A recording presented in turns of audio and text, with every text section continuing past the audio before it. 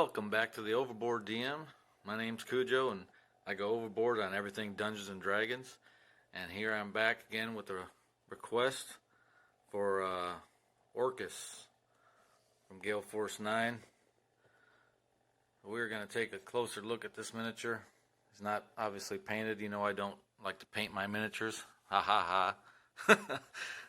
Yeah, I just don't get around to doing it. There's a little grandma for scale. This miniature went together really well. You know, he didn't have any issues. Not hardly. I don't think any filler. I mean, they still could have some lines that could be filled. I'll bring him in for a little closer look. He's got a square butt. And you can see some cracks that can be filled. But all in all, I mean, it looks pretty good. Really detailed, like most Gale Force 9 miniatures are. Wings have a lot of sculpt. Very thin.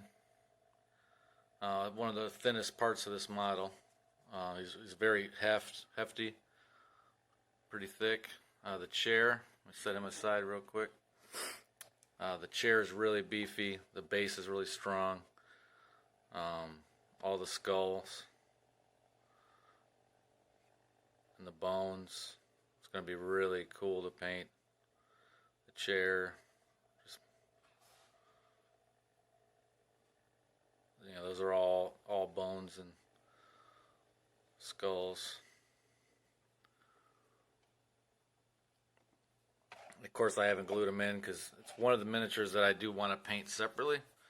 A lot of times I'll just try to wing it and glue it together. And if I can't really paint it very good into the deep, dark areas, I usually say, well, it doesn't have to be as detailed. But in this case, in this miniature here,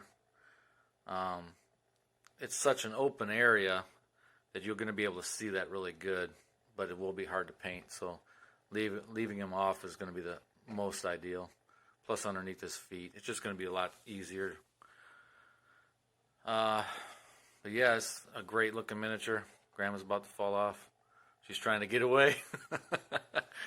But you can see how large he is. That's kind of what, you know, why I do these videos. You can see what you're getting for the money and see the scale, see the, you know, hold it in your hand, kind of see how big it is. Try to pick out the details, see if it's worth the money for you. You can look around for other Orcus miniatures. Yeah, I don't care what you say. This is the best one. I've looked. WizKids makes an old one. You know, good luck finding that for less than $250. I know there's another like Outer World or Outer World. They make older miniatures. Like older style artwork, and like based on the original Dungeons and Dragons, and you know maybe even in the second edition. So Orcus that they've made in a pewter is based on the old artwork, so it doesn't look as good to me. But yeah, here you go. I think he's worth the money. What do you think? Post in the comments below. Let me know what you want to see next. And I'll try to get on it. Thanks for coming. Later.